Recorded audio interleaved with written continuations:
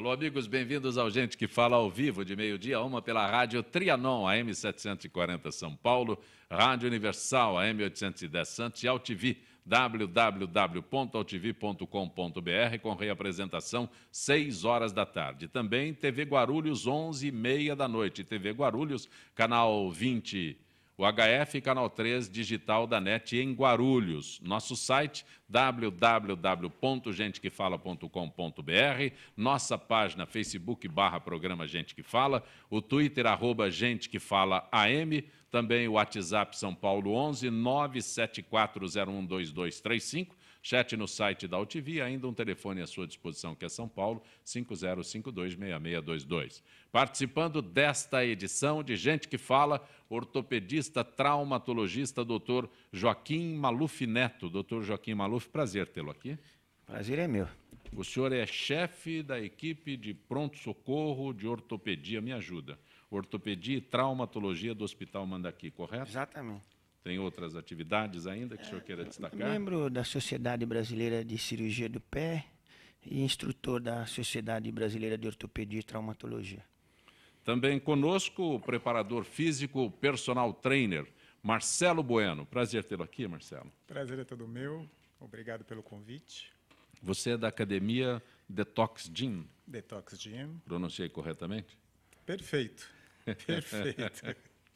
Tem alguma atividade que você possa indicar antes de qualquer coisa para alguém que não faz nada, como eu?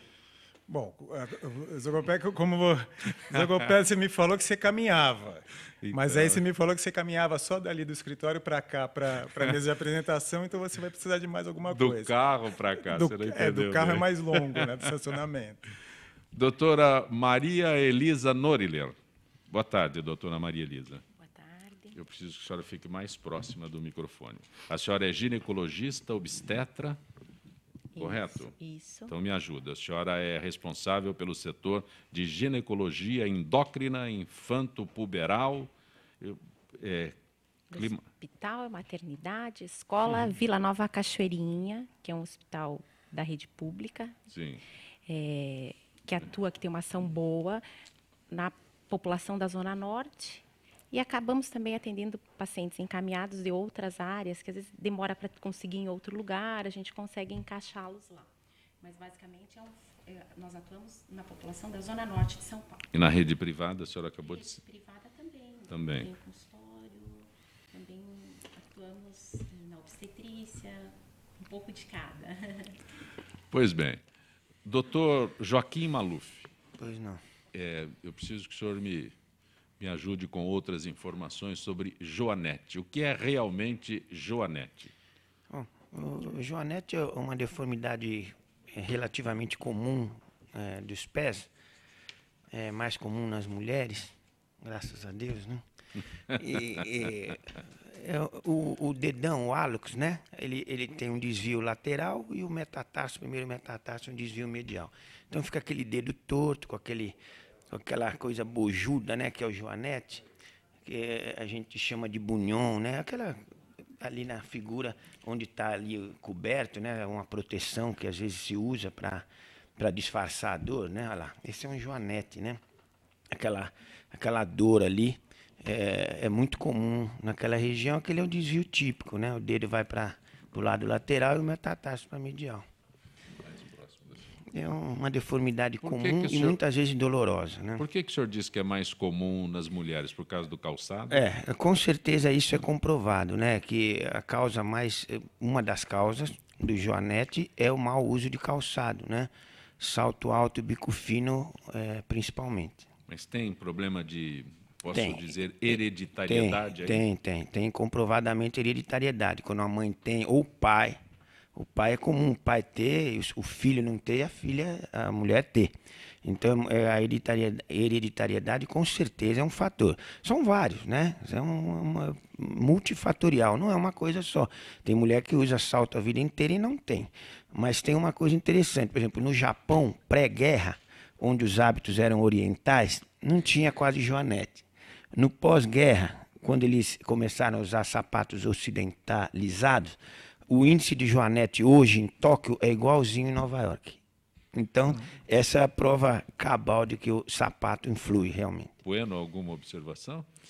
Não, eu estou tendo uma aula agora também e olhando também as imagens, né? A gente que lida também na preparação física de atletas e também de alunos que vão para a academia, é impressionante, né? Eu fico imaginando uma pessoa que tem essa deformidade e só vai ver realmente até que ponto isso pode acontecer, mas correndo, fazendo alguma atividade física, deve ser um absurdo. A mulher, é que a mulher ela já está acostumada com muita dor, né? A mulher ela tem um nível, acho que de limite de dor maior do que o homem, mas isso deve ser horrível, né? O joanete, ele assim, a gente vê no consultório, na prática, às vezes um joanete que não é tão grande, o joanete é graduado, né, como tudo, né, que a gente acaba classificando para poder dar o tratamento adequado, então você classifica as coisas. Então tem joanete leve, moderado e grave, se às vezes você vê um joanete moderado que dói muito, a mulher reclama muito, ou homem. O homem também tem. Quando o homem tem joanete é terrível também, um joanete grave normalmente. É raro o homem com joanete levinho. Normalmente o cara vem e reclama joanete. Mas às vezes não condiz a imagem, o exame físico, a imagem radiológica, às vezes um joanete grande com pouca dor. Aí depende da atividade da pessoa, depende do sapato, do peso, do tamanho do pé. Então depende de uma série de coisas. Um detalhe, não tem tratamento clínico, só cirúrgico. Então, a gente diz que não tem tratamento clínico pelo seguinte, aquela deformidade que você viu aquela hora não vai sumir com tratamento clínico nenhum, né? Nem com exercício, nem com fisioterapia, com nada. O tratamento clínico que tem é você disfarçar a dor, ou seja, mudar o hábito de calçar sapatos, muda o tipo de sapato, que para a mulher é um desespero. Você falar para a mulher que não vai pôr salto alto... Doutora Maria Elisa, a mulher consegue mudar esse hábito? É difícil. Hoje a mulher ela precisa sentir-se também mais segura em certas apresentações, e a mulher prefere um salto para dar um up, né? Agora, essas lojas que vendem sapatos especializados, pacientes mais idosas, elas aceitam mais, né? Aceitam mais. Paciente mais jovem. Não, mas olha, assim, mesmo as pacientes idosas, quando dói, incomoda, não tem jeito. O tratamento mesmo para você tirar a deformidade é cirúrgico. Agora, por exemplo, uma paciente que corre, estou falando até bom para você, eu pergunto para as minhas pacientes jovens que vão operar, você corre? Porque quando ela tem uma atividade atlética, de corrida principalmente, não vai bem depois de cirurgia de joanete correr. Porque há uma limitação, você perde um pouquinho da flexibilidade do dedo, dói um pouco, a recidiva é maior se você fizer uma corrida de fundo, por exemplo, uma pessoa que gosta de correr mais de 10, 15 quilômetros, 4, 5 vezes por semana, é melhor correr tudo o que quiser e depois opera o joanete. Porque com o tênis, normalmente elas não reclamam de dor. Elas reclamam de dor com sapato social, no trabalho e tal. Então, isso é importante. Não adianta também operar qualquer atleta que não vai conseguir depois ter o mesmo desempenho. E o pior também, porque para a mulher eu acho que é mais complicado pela autoestima, né? Porque a mulher, por exemplo, naquele caso ali, ó, naquela imagem, é lógico, ela usa uma sandália que não tem, né, não está tampando a janela, ela começa a ter problema de autoestima e aí é uma guerra na cabeça dela. Ou eu corro, eu opero a joanete ou uso sandália. Exatamente. Né? Doutor Evandro de Souza Portes, prazer tê-lo aqui. Prazer é meu de participar aqui desta mesa com pessoas aí tão importantes. O senhor é endócrino e está organizando o COPEN, é isso? 11º COPEN? É correto? Eu sou o presidente atual, né, do Sim. Congresso Paulista de Endocrinologia e Metabologia, um congresso que foi criado há 22 anos e ele acontece a cada 2 anos e este é o nosso 11º encontro. O senhor também é vice-presidente da Sociedade Brasileira de Endocrinologia Regional São Paulo, é isso? Sim. Correto? Correto. Se eu cometi algum deslize, Não, o senhor, por não, favor, tá me certo. corrija, porque às vezes eu me perco em todos esses textos aqui. Mas, Bueno, quando nós estamos falando de joanete, só um detalhe, né? Alguma pessoa, você como personal trainer, alguma pessoa que te procure, este é um problema que o personal training coloca ou só se houver reclamação de parte da pessoa? Como o doutor Joaquim falou, é exatamente um problema, e a gente até estava conversando um pouco antes, que às vezes pode impactar exatamente na entrada de uma pessoa dessa na academia. Tem certos alunos que têm alguns problemas restritivos que o médico dele até mesmo passou para ele, que às vezes ele com problema de autoestima, ou ele não quer falar e ele quer fazer alguma atividade que ele acha que ele possa fazer, e dentro daquilo que o médico dele passou para ele, ele não pode. Só que ele na cabeça dele, ele quer fazer porque ele não se julga uma pessoa incapaz de fazer aquela atividade. Nesse caso, a mesma coisa, como eu falei da autoestima. Né? A mulher que está com Joanete, a gente não sabe o grau que ela tem, a incapacidade que ela tem de fazer alguns exercícios físicos. Você põe ela, por exemplo, no leg press, que a mulher quer fazer perna. A mulherada entra na academia, todas, quer fazer perna e glúteo. A posição que ela está ali e o incômodo que ela pode ter, justamente por causa desse problema dela, se você falar, olha, por causa da sua Joanete, você sente dor no pé, você não vai poder fazer, por enquanto, leg press. Ela não vai falar. Então, é isso que algumas coisas acontecem na academia que a gente precisa do apoio dos médicos para estar junto com a gente. Né? Então, é complicado. Muito complicado. Não, nem me fala. Pois não. Doutora Maria Elisa, eu gostaria que a senhora me ajudasse a abordar este tema sobre mitos e verdades da higiene feminina, que é um assunto muito difícil de ser abordado. Todos os aspectos é interessante, mas é difícil de ser conduzido. Então, devido à anatomia feminina, desde a infância a gente já tem que orientar a mãe da criança, devido à proximidade do ânus com a vagina, então sempre fazer uma lavagem boa. Então, quando a criança sai da fralda, orientar a mãe nos primeiros meses, às vezes até anos, ainda limpar quando a criança evacua. E sempre orientando que tem que ser limpa sempre de frente para trás, para não trazer fezes para frente. Então, a orientação da higiene íntima já começa na primeira infância. Quando ela já começa a ter modificação hormonal na fase pré-puberal, o pH da vagina já começa a ser alterado, então tem proliferação de algumas bactérias em algumas pacientes que seriam bactérias fisiológicas e por algum desequilíbrio emocional, fungos, bactérias anaeróbias podem desenvolver e proliferar. Então, às vezes a mãe vem no consultório que a criança foi encaminhada pelo pediatra porque ela tem corrimento de repetição, a calcinha sempre manchada, a gente já orientou tudo, banho de assento, limpeza. Então, às vezes a gente tem que lançar mãos de alguns arsenais antes do que medicamentosos. Então, usar um sabonete mais específico. Teve uma fase que virou febre, todo mundo tinha que comprar sabonete íntimo. Hoje a gente sabe que não, que o sabonete em barra ele pode ser usado para criança, para adulto. Se ela não tem problema nenhum, ela pode usar o mesmo sabonete do corpo. O que acontece? Como a vulva, o epitélio é mais fino, a mucosa, algumas pacientes com sabonete em barra sentem mais alergia. Então, por quê? Porque o sabonete em barra ele tem um pH mais básico e a vagina, trato genital feminino, tem uma tendência a ter um pH mais ácido. Então, a gente usa um sabonete íntimo, às vezes, para acidificar, deixar mais ácido e mais resistente. E, às vezes, a paciente gosta e acaba levando isso para o resto da vida. Então, não tem contraindicação, mas também não é obrigatório toda mulher usar sabonete íntimo. E o que seria a roupa inadequada que pode levar a esse quadro? Roupa inadequada é tecido sintético. Então, paciente que faz muita academia, que usa muita lycra e que fica... professoras, às vezes, elas falam, eu não posso, eu trabalho com isso, a minha vida é o dia todo. Então, eu posso usar uma calcinha de algodão, mas a calça eu tenho que usar. Então, a gente orienta à noite, dorme sem calcinha, usa um pijama largo, ao menos umas 6 horas, deixa o trato genital mais ventilado. Roupas muito apertadas, muito sintéticas, isso também propicia o aparecimento desse desequilíbrio do pH da vagina, propicia muito o aparecimento de fungos. Paciente que que menstrua, no período menstrual, às vezes também desenvolve, porque também tem uma alteração de pH, que desenvolve alergia a alguns protetores, a gente orienta, se a paciente já tem vida sexual ativa, então, às vezes ela não consegue usar o absorvente externo, ela pode usar um absorvente interno.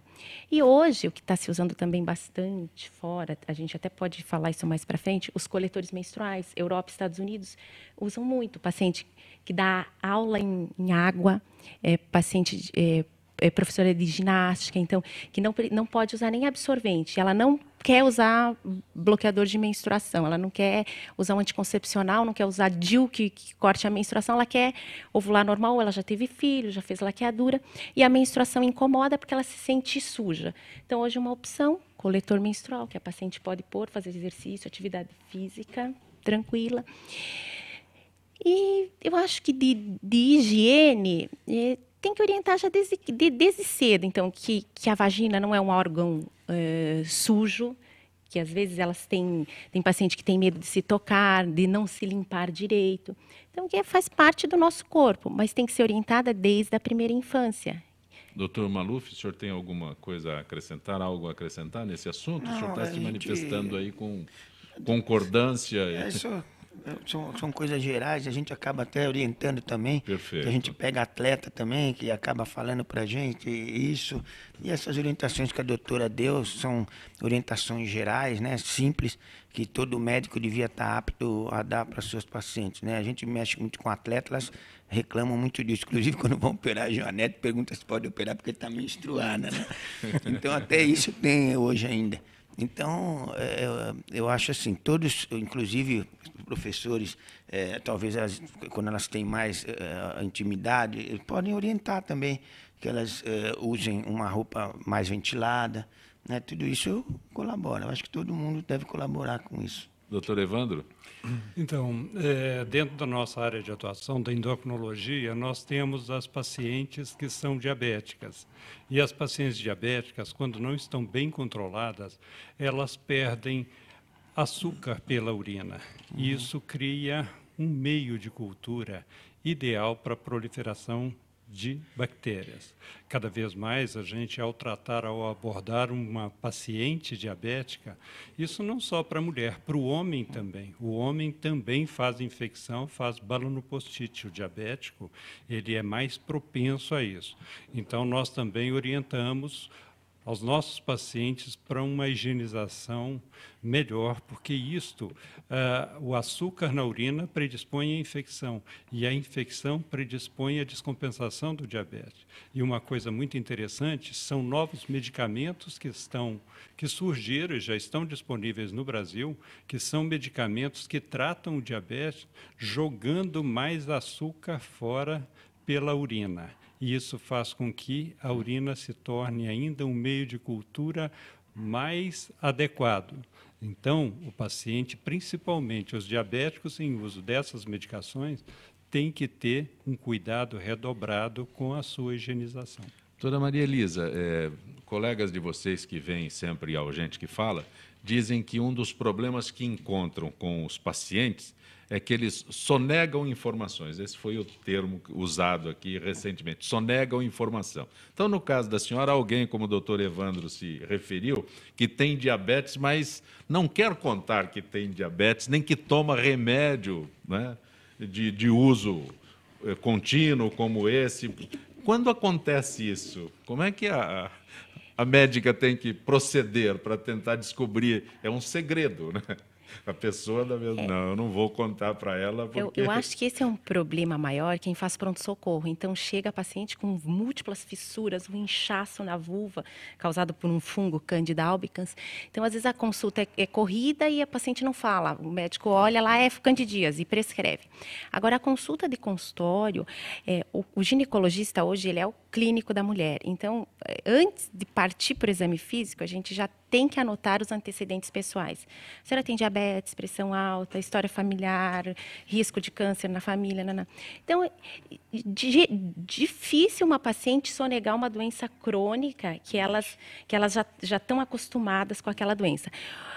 O que algumas sonegam, que tem medo, são das DST. Então, às vezes, numa outra, você pede um VDRL, os exames de rotina. E vem positivo, não, nunca tive. Aí, numa outra, eu tive numa gravidez, mas eu tratei.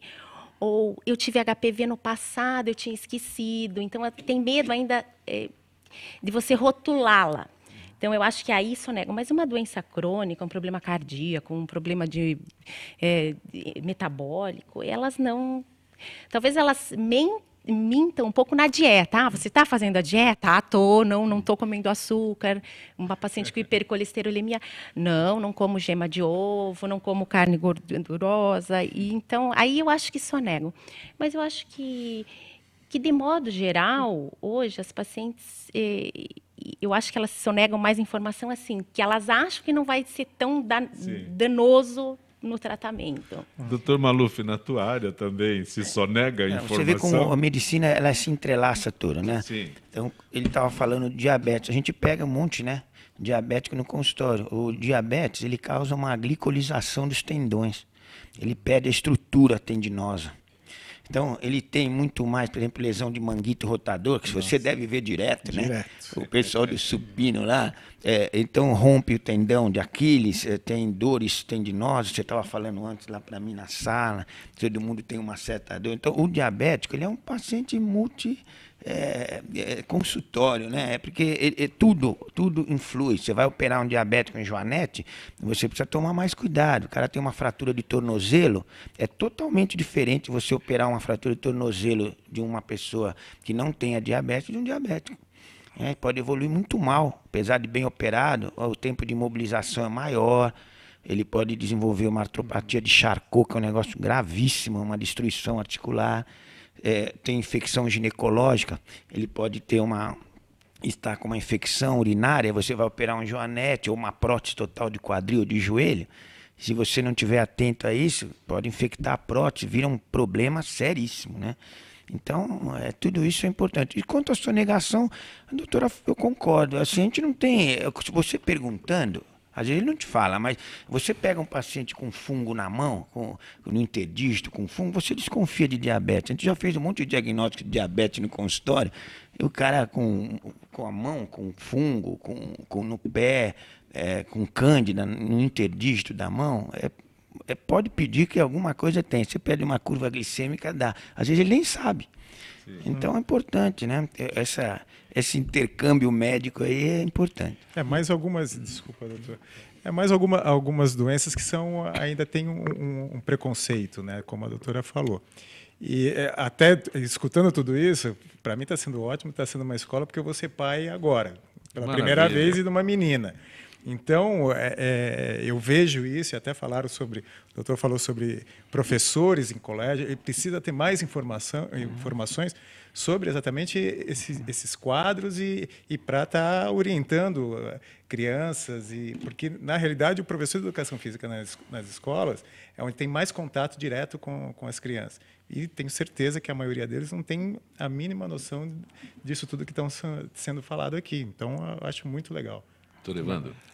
Um comentário a respeito do diabetes. Nós sabemos hoje que estimativas nos indicam que metade dos pacientes diabéticos no Brasil não estão diagnosticados, né? Então, com certeza, os colegas se deparam com pacientes que eles vão acabar fazendo o diagnóstico de diabetes, porque assim, muitas vezes o paciente não está sonegando informação. Ele também desconhece aquela informação. Então, isso é um problema de saúde pública.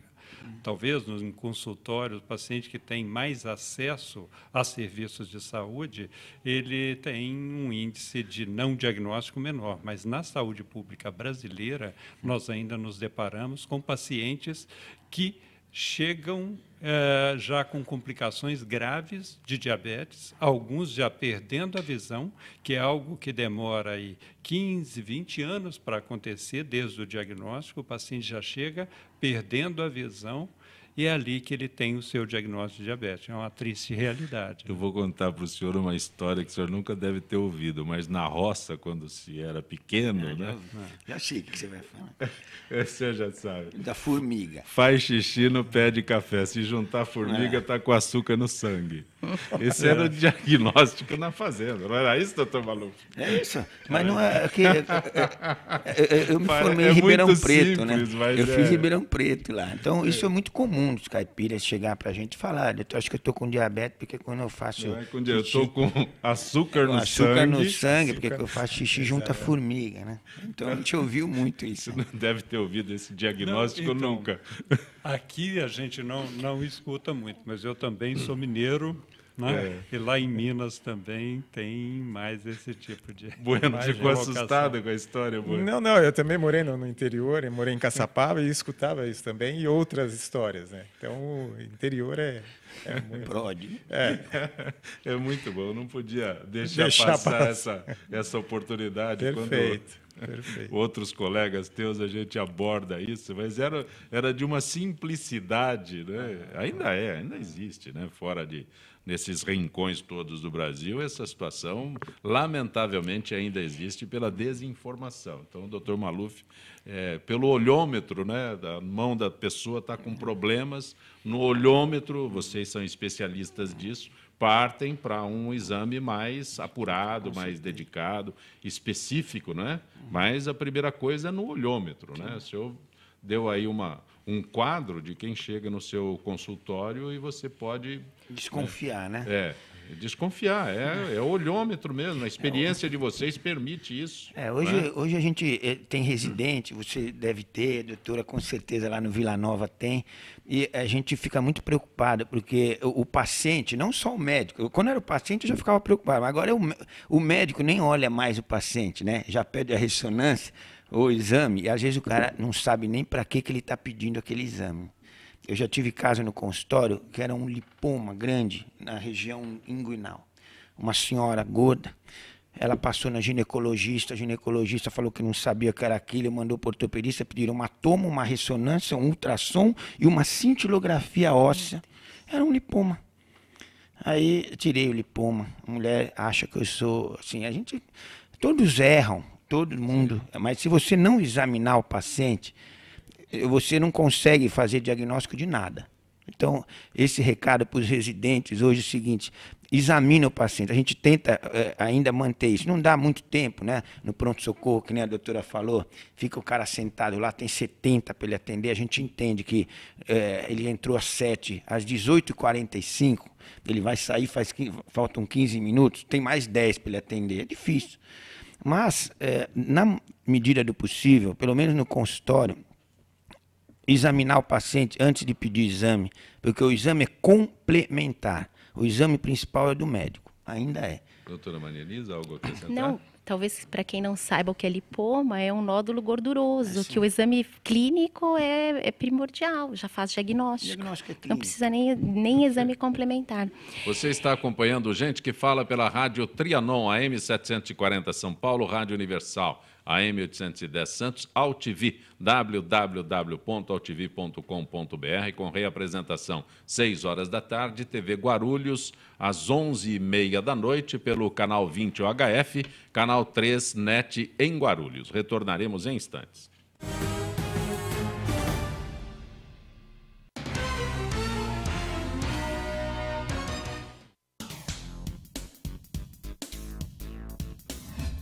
Eu sou Cláudio Longo. Eu, Paulo D'Angelo. E eu sou o Tarso Gouveia.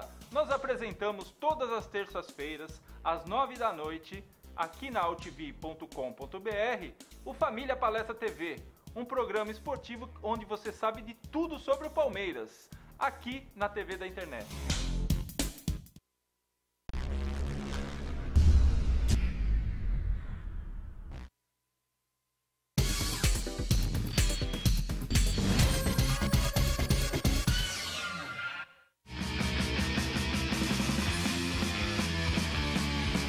Olá, eu sou João Carlos Boldan e apresento aqui na AltV toda segunda-feira, a partir das 14 horas, o programa Saúdes, com o apoio da Quantum Bio.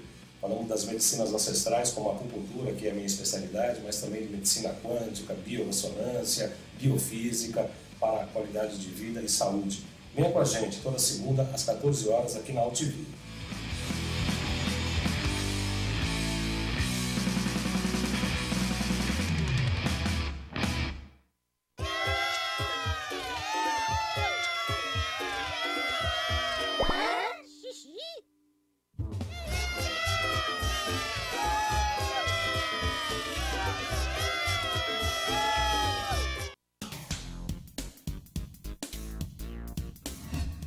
Eu sou o jornalista Patrício Bentes, que apresento às sextas-feiras, às 16 horas, o programa Visão Plural. Um programa que não aborda assuntos que todas as televisões falam. Nós fugimos da mesmice. Você pode nos assistir só aqui, na TV da internet.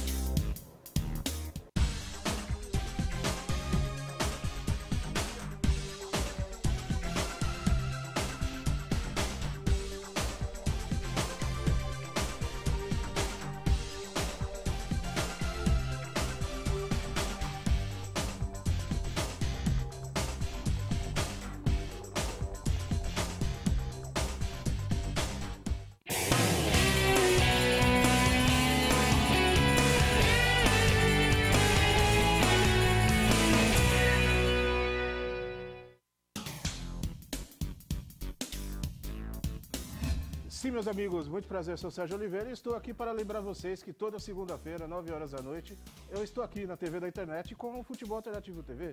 Sim, Série D, Série C, Copas Estaduais, as discussões de acesso, tudo aquilo que nenhum outro programa esportivo fala, tem a coragem, a capacidade de falar, nós falamos aqui na UTV. Toda segunda, 9 horas da noite, só aqui na TV da internet.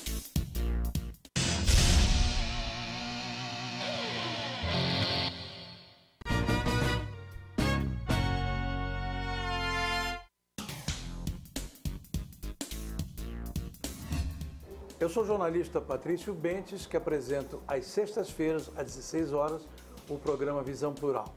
Um programa que não aborda assuntos que todas as televisões falam. Nós fugimos da mesmice. Você pode nos assistir só aqui, na TV da internet.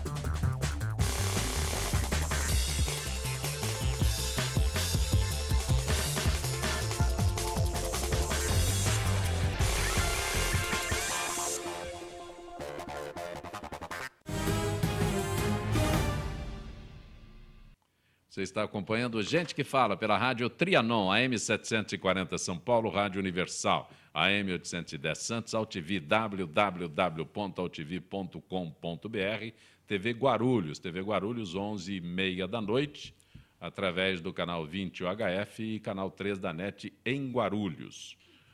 Em comemoração ao Dia Mundial do Hemangioma, a Abrafel promove, no próximo sábado, dia 16, o 10º encontro de pessoas com hemangiomas, linfangiomas e outras anomalias vasculares. Evento gratuito a partir das 9 da manhã, na Câmara Municipal de São Paulo. Inscrições pelo site abrafel.org.br. Para saber mais sobre o tema, um vídeo com a atriz Graziella Moreto.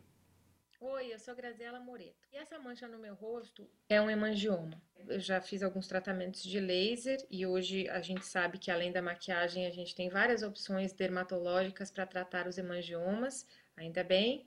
Como atriz eu tive que aprender a me maquiar e logo cedo eu percebi que o que funciona para mim não é a mesma coisa que funciona para todo mundo. E no site da Abrafel vai ter uma lista com produtos que eu acho que são bons e funcionam para peles com hemangiomas e outros tipos de mancha também. Eu não ganho nem um tostão para falar bem de um nem mal do outro, então eu sou livre para dizer o que eu acho e o que, na verdade, eu descobri com a minha experiência. Eu não conheço todos os produtos, mas eu conheço a maior parte dos produtos que funcionam para hemangioma. Também aprendi um jeito de maquiar, porque não é sempre fácil maquiar uma pele que tenha alguma imperfeição. Então eu começo com essa base sólida e uma base líquida. Porque às vezes uma base só sólida não é tão boa porque pesa demais, e uma base só líquida acaba ficando ou um pouco oleosa, ou fica suave demais, leve demais, você não consegue cobrir tão bem. Eu vou começar a maquiar usando um pincel, que é o que eu uso, mas é também possível fazer esse tipo de maquiagem com uma esponja, não precisa ser tão suja quanto a minha, ou até uma coisa que eu recomendo para quem não tem muita habilidade ainda, está desenvolvendo seus dotes, usar os dedos, também funciona muito. O que é muito bom para esse tipo de mancha é você sempre aplicar batendo. E se a gente aplica esticando o produto, a tendência é que a gente passa. No Gente que Fala desta quarta-feira, o ortopedista Dr. Joaquim Maluf Neto, a ginecologista doutora Maria Elisa Noriler, o endocrinologista Evandro de Souza Portes, às vezes precisava de um oftalmo aqui, e o preparador físico Marcelo Bueno. Marcelo, preparador físico, personal trainer, por que não tem mais professor de educação física? Isso é uma boa pergunta eu já avisei você. Não, mas eu sou da época que... Sim. Da época é ótimo. Né? Ótimo. Eu sou da época que não existia personal trainer. Sim. Era professor particular de ginástica. Sim. Então, assim, né, quando houve o boom, né, do personal trainer, é como você falou. Eu fazia administração de empresas e resolvi largar tudo desde os meus 13 anos, que eu treino, e eu fiz a minha primeira academia no interior, que a gente estava falando, que eu roubei a rodana do poço do meu pai, peguei uma corda, peguei um cabo de vassoura, amarrei um monte de lata com pedra e fiz o meu pulo, e comecei assim.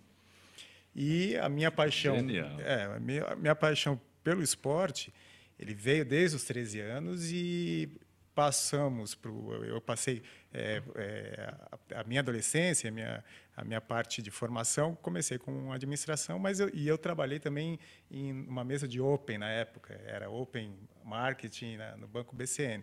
Fiquei 2 anos e eu falei, o que eu estou fazendo aqui? O meu negócio é treinar, o meu negócio é competir, o negócio é musculação. E quando eu falei para o meu pai, falei, olha, pai, eu vou largar a administração, eu vou fazer educação física, nossa. Ele falou, muito bem. Então, de agora em diante, você vai pagar a sua faculdade e se vira. Então, o que aconteceu? Com o mercado de personal, quando estourou isso, em 95, eu estava trabalhando, estava gerenciando uma academia em Orlando. Quando eu voltei, meu nome já era muito conhecido. As pessoas que faziam educação física, e até mesmo, não só o mercado, mas as faculdades, começou uma procura muito grande pela educação física por causa do personal trainer. Porque o rendimento de um personal trainer hoje, ele é recém-formado e entra no mercado, ele, comparando com um engenheiro recém-formado, com um arquiteto, ele ganha absurdamente. Então, virou moda, você pergunta para um educador físico, não é nem professor de educação física, um educador físico. O que ele é? Se você for entrevistar, ele nunca fala que ele é um educador físico. Sim. Isso é a primícia da nossa profissão. Ele fala que ele é personal trainer. Por que você estabelece, ou a gente pode estabelecer, que uma idade de 40 anos para se dedicar, quais são os cuidados quando a gente coloca uma faixa de idade? Eu acho que assim, a gente está vivendo dentro da mídia social, dentro de tudo isso que a gente está assistindo na televisão e tudo mais, o crescimento da atividade física, isso é muito bom, independente de qual atividade física que você vai escolher. E eu acho que o principal de tudo é independente da sua idade. Né? A gente sabe metabolicamente com 28 anos, 30 anos, isso eu percebi na minha época, que eu competia, que a partir dos meus 28 anos para frente, mudou muito o meu metabolismo. Eu comecei a perceber que para eu entrar em forma para uma competição era muito mais trabalhoso. Né? O problema hoje que a gente fala de 40 anos é justamente pela a transformação metabólica que a pessoa tem. Quais são os cuidados que o personal trainer precisa ter para não encaminhar, para não acabar no Dr. Maluf. A gente estava conversando exatamente isso. Não depende só dele, coitado. Não, Não, joga não, tudo isso. mas é um início aqui. Mas não, mas lógico. é correto. Existe uma coisa que eu vivi nos Estados Unidos, que eles têm essa cultura, que é o seguinte: a partir dos 30 anos, as pessoas não vão mais apenas num clínico geral. Eles vão num geriatra e eles vão num clínico geral. Eles começam Nos a fazer... Estados Unidos, o doutor Evandro acabou de dizer aqui que homem não vai de jeito nenhum. Já é complicado o homem ir no médico. A gente estava conversando... Para as mulheres é muito fácil, exatamente, né? A constância ela das é consultas. muito mais cuidadosa. Sim. Mas o homem, como a gente falou, chegam alguns alunos, alguns clientes nossos na academia com algumas restrições que ele não fala. O médico, ele passa pelo médico, se ele teve algum problema, ou cardíaco, alguma coisa, ele não fala, ele não traz isso. A gente pede uma avaliação física e uma avaliação médica. Ele, não, avaliação física eu não preciso, eu já trouxe minha avaliação, eu estou apto, etc, etc. E ele não quer fazer uma avaliação física, e se tiver algum problema, detecta algum problema na avaliação física, é encaminhado para o médico. Eu já tive clientes que não voltaram mais para a academia. E aí ele vai na academia do lado, que aceitam ele. Sim. Apenas pelo plano que ele vai pagar. Então, existe, independente de qualquer coisa, a gente está falando sobre a pessoa acima dos 40 anos. O que a gente está vendo, principalmente nesse ano, que a gente está com alguns problemas até no Brasil, com problemas econômicos, problemas do país, que executivos, pessoas com 40 anos que têm um pouco mais de responsabilidade na família dele, filhos, etc., o cara... A gente viu uma baixa na frequência das academias, porque o cara, esse aluno ou esse cliente, ele já começa a cortar da parte econômica dele, financeira dele, restaurante e academia. E aí o que acontece? Eu acho que é o inverso. Primeiro academia, depois restaurante. Também, exatamente.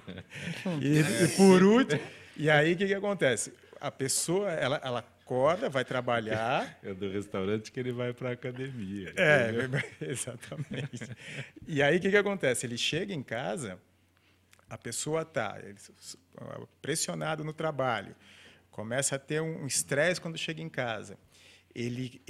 Antigamente, ele ia para a academia, ele fica em casa, começa a entrar em depressão, ele começa a consumir álcool, ele entra num buraco, ele entra numa caverna. Sim.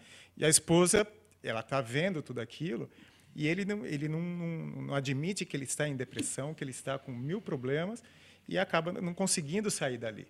Então, a academia hoje é uma atividade física, independente da idade, e justamente o que nós estamos falando acima dos 40 anos, o que eu estou vendo hoje no mercado é um problema que vai aumentar no segundo semestre, dentro da economia que a gente está vivendo, e o que pode estar tirando ele desse buraco é exatamente uma atividade física. Por isso que a gente, hoje, dentro da Detox, a gente faz um trabalho de carteira de clientes para direcionar o aluno a vir à academia de manhã cedo. Mas eu funciono à noite. Não, você começa a se sabotar durante todo o dia, por causa de todos esses problemas, para não ir na academia à noite. E não tem a desculpa que hoje a academia é cara, que a academia... A gente tem a academia de low cost, que a gente sabe que custa R$60, tem academias de 180, 200, e se você analisar, pegar R$180 e dividir por 22 dias, quanto que dá isso por dia?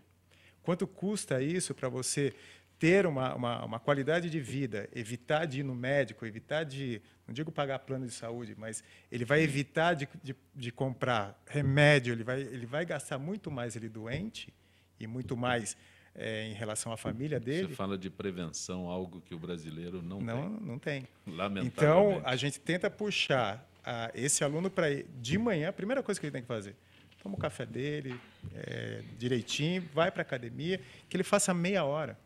Eu assisti uma palestra mês passado do Chiniachik, e todo ano a gente vai para um campeonato, que é um campeonato natural de fitness e tudo nos Estados Unidos, em Miami e em Las Vegas.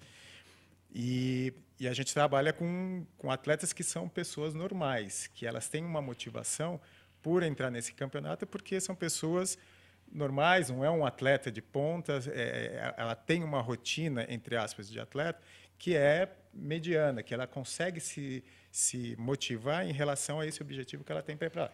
Ponto. E aí a gente estava conversando nessa palestra, o Chiniachik falou, eu estava também lá nos Estados Unidos e comprei um programa de treinamento que o cara fez para mim.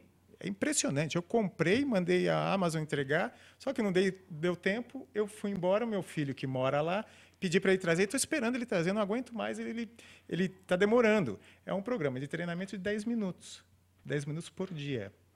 Aí você me pergunta, esses 10 minutos vão te dar o resultado? É o que a gente falou. Qual o resultado que você quer? O que a gente está falando é de qualidade de vida.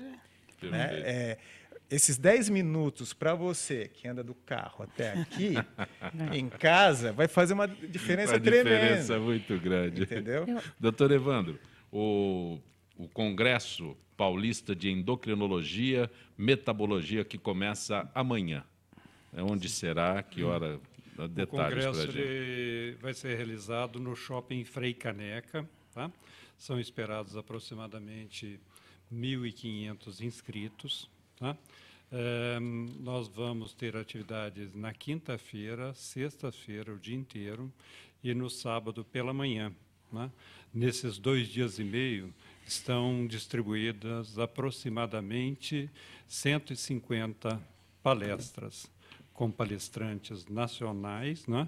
A grande maioria do estado de São Paulo, e nós temos 5 convidados internacionais que vão trazer temas muito interessantes. Uma médica francesa, ela vai abordar a hipertensão arterial de origem endócrina, ou seja, hormônios que levam a pessoa a ser hipertensa, e essa hipertensão é muito interessante porque alguns desses pacientes podem ser curados da hipertensão através da cirurgia. Tá? Então, são tumores que produzem hormônios que levam à hipertensão. Então, ela vai debater esses casos. Nós temos um outro médico, um americano, que vai vir falar sobre a obesidade, a epidemia de obesidade e as novas drogas que estão vindo para nos ajudar a tratar essa doença. Não é uma questão de vaidade, uma questão só de imagem corporal, não é uma doença. Né? Então, o outro nosso convidado, americano também, ele vai discutir sobre o tratamento que há de mais recente para o tratamento da osteoporose. Tá? Um outro convidado vai falar de um tema mais específico, mas que nós temos vários casos no Brasil, que são as endocrinopatias múltiplas, que são tipos de tumores que acometem várias glândulas do nosso organismo, tá? E que são diagnosticados de uma forma muito tardia ainda aqui no nosso meio. E um australiano que vem falar sobre a reposição de hormônio masculino para os homens com deficiência de hormônio masculino. Nós não estamos falando de reposição de hormônio masculino para quem não tenha deficiência. Tá? O impacto que vai além da questão sexual. O impacto que vai na prevenção de diabetes, que vai na prevenção da obesidade. Então, assim, são temas muito interessantes e, com certeza, nós vamos debater muito as pesquisas que estão sendo feitas dentro do Estado de São Paulo, que esse congresso ele foi criado justamente para ser um fórum onde todos os centros de pesquisa e de estudos da área de endocrinologia, de todas as universidades e faculdades de medicina e centros formadores de endocrinologistas do Estado pudessem ir debater os trabalhos e as pesquisas que estão sendo realizadas, estimulando os jovens médicos a se mostrarem a sua pesquisa, valorizando esse lado. Doutora Maria Elisa, um assunto que é tão simples, né? Mas que é tão difícil de ser abordado, que é a menstruação. E parece que há muitas dúvidas sobre isso. Eu estou correto nessa colocação? Dúvidas das próprias mulheres. As fantasias das mulheres, os medos. O que acontece? Hoje a gente tem um arsenal de medicação para tratar as pacientes que têm sintomas pré-menstrual, sintomas durante a menstruação. Então, com a evolução das pílulas anticoncepcionais, com a diminuição do estrogênio, então desde a década de 60 para cá, hoje a dose ínfima que a paciente usa, a paciente que opta em não menstruar, então ela usa só um tipo de hormônio, só o progestágeno. Então, algumas se adaptam muito bem, outras não, você tem que ir ajustando. Agora, a paciente que... Na menacme, nos primeiros ciclos menstruais que começa a ter muitos sintomas, é normal a paciente com 12, 13 anos começar a menstruar e ter ciclos irregulares. Então, ela faz ciclo anovulatório, então ela não ovula 1, 2 meses, o seguinte ela vem com um fluxo aumentado. Então, a paciente vem preocupada porque a mãe está muito estressada. Então, tem que tranquilizar essas pacientes nos primeiros ciclos, que é normal. Então, a gente orienta um anti-inflamatório, medicação para cólica. Jamais a gente vai bloquear a menstruação nessas pacientes, porque tem que ter muito cuidado com o uso de estrogênio. Elas ainda estão em fase de crescimento. É uma fase menor de crescimento, mas que ela ainda vai crescer. Mas às vezes a mãe está tão angustiada, estressada, que você às vezes acaba pedindo alguns exames a mais, porque a paciente já era uma criança anemiada crônica e sangrou muito, foi para o pronto-socorro, chegou lá, o médico falou, nossa, ela está quase precisando de transfusão. Então, tem alguns casos que a gente tem que investigar algumas coagulopatias, mas, de modo geral, a menstruação não é para causar danos na pessoa. O que significa? A menstruação é a resposta de que o endométrio, a parte interna do útero, cresceu, proliferou para esperar o óvulo fecundado. Então, esse óvulo chegou na cavidade, ele não foi fecundado, se ela já tem atividade sexual, então ela não engravidou. A resposta disso é a descamação. Tem paciente que prefere não menstruar. Por quê? Porque ela sente muita cólica, muita dor. Então, a gente tem tratamentos, medidas terapêuticas para isso. Mas a menstruação ela não é considerada um sangue sujo, um sangue ineficiente. Então, porque o meu organismo eliminou toxinas pela menstruação. Isso é mito, não tem nada disso. Doutora Maria Elisa, mulheres diabéticas, a gravidez pode ser risco? A pergunta vem da Neuza Maria das Perdizes. Sim, paciente diabética é considerada uma gravidez de alto risco. É uma paciente que pode desenvolver, se não tiver níveis controlados de glicemia, ela pode desenvolver alteração no feto, desde alteração cardíaca, um bebê grande, macrossômico. Ela pode também desenvolver algumas angiopatias, alteração, a repercussão da visão na grávida também pode ficar alterada. É uma paciente que, se não tiver um bom controle de peso, também vai ter descompensação. Então, grávida diabética tem que ser tratada com médico, obstetra, especialista em alto risco, porque é uma gravidez de alto risco. E hoje a gente tenta se levar o máximo que dá. Então, antigamente a gente achava que a paciente diabética aumentava muito a morbidade no final. Então, 36, 37 semanas, hoje é protocolo. Então, em grandes centros de escola, a gente tenta levar a paciente diabética bem controlada até 38, 39 semanas. A diabética tipo 1, aquela paciente já que teve o diabetes da infância. Então, essa é uma paciente que a gente tem que ter um cuidado maior, ela tem que ser acompanhada sempre com um endocrinologista e obstetra. Ela tem que ter uma avaliação de fundo de olho. Então, é uma paciente, a diabética tipo 1, a tipo 1 e a tipo 2. E a diabética gestacional, todas são de alto risco. Mas a diabética tipo 1, a gente tem que ter um controle maior, porque ela tem alterações vasculares já implantadas já de longa data. Ok. Doutor Joaquim, pé chato já tem reversão cirúrgica? Pergunta o Jaime do Jardim Bonfilholi. São temas assim que podia ficar o dia inteiro falando, né? Tem um monte de tipo de pé chato, né? O pé chato, talvez que ele esteja perguntando, o pé chato de criança, né? Toda criança, assim, pode ter pé chato, né? Para formar a curva, vai começar lá pelo 1 ano e meio, 2 anos, 3 anos, depois começa a andar um pouco. Toda criancinha tem pé chato, né? Vai formar a curva depois que ele começar a exercitar o pé. As crianças que têm pé plano, que é o pé plano mais comum do consultório, que chama pé plano valgo postural, ele normalmente é um pé inocente, ele acaba 80% deles corrigem sem nada. Porque todos nós acho que usamos palmilha, né? Hoje não usa, são poucos os casos que precisam realmente de palmilha, alguns sim. Mas a maioria reverte sozinho entre 4 e 10 anos, 80% dos casos. Esses 20% que mantêm o pé plano, metade deles vão lá para a academia do Marcelo, vão correr, não vão sentir nada. E a outra metade vão ser pé planos dolorosos. Doutor Joaquim, tem alguma forma? Nós estamos no finalzinho do programa. Tem algum site? Esses pés dolorosos são cirúrgicos. As cirurgias são boas e realmente corrigem muito bem. Tem algum site, alguma forma de entrar em contato direto com o senhor, doutor Joaquim? cefor.com.br. C-E-F-O-R. cefor.com.br. Isso. Achamos o doutor Joaquim Maluf Neto lá. Perfeito. Doutora Maria Elisa, alguma forma de entrar em contato com a senhora? Um site?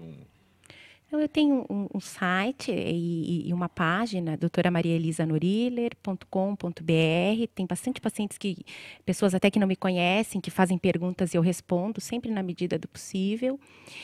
E eu só queria rapidinho falar uma coisa que o Marcelo Bruno falou. Eu falo toda semana e muito. Eu acho que é importante nós, como médicos, orientarmos as pacientes a fazer atividade física. Eu atendo muito climatério. E o que é importante? A gente sabe que uma mulher de 40 anos que está entrando na fase do climatério, ela já tem a metade da testosterona de uma menina, de uma jovem de 20 anos. Então, uma queixa muito comum hoje, diminuição da libido. E a gente não vai sair prescrevendo testosterona para todo mundo. O primeiro remédio que eu falo, atividade física, liberação de endorfina, ativação de eixo central. A gente produz mais substâncias de bem-estar. E tem trabalhos que mostram a paciente menopausada tem melhor resposta sexual as que fazem atividade física regular. Paciente no menacme, cólica menstrual, paciente que faz atividade física regular produz mais endorfinas, o limiar da dor fica modificado. Grávida que faz atividade física regular, isso tem um impacto tão grande na parte neurológica do bebê. Então, assim, tem estudos sendo feitos que a gente nem imagina onde haja atividade física. Então, ache na parte endócrina, no osso, em tudo. Então, vamos fazer atividade física. Marcelo, o teu endereço, como é que a gente acha a Detox Gym? No site da Detox, que é www.d-tox.gym, D de dado, -tox com X, gym.com.br. Agradeço. E só um minutinho. Isso que a doutora falou também em relação à reposição hormonal masculina. Quando a gente falou de 40 anos, acima de 40 anos, também o processo masculino de perda, de falta de testosterona, de produção de testosterona, causa também a depressão. Que aí os médicos têm que estar Ok, doutor Evandro, amanhã nós temos o congresso. Sim, amanhã cedo estaremos lá no nosso congresso. Esperando. Tem alguma forma de entrar em contato com o senhor? Algum site? O meu é meu e-mail pessoal, evandroportes@uol.com.br. Agradeço a gentileza do nosso Gente que Fala. Eu que agradeço aí. Gente que Fala tem na direção-geral o jornalista Fausto Camunha, a diretora de produção Zenilda Salvato, redação Raela Brandão, Pedro Schiavon, na pauta José Carlos Sicarelli, produção cultural Ricardo Godoy, na rádio Trianon Benebene, Cléo Rodrigues, Neildo Neres, Ricardo Valim, na direção da UTV Alberto Luquete, na técnica James Eduardo, Marcelo Fontan, Sérgio Oliveira e Iago Matsumoto. Estaremos de volta amanhã, meio-dia. Gratos, até lá.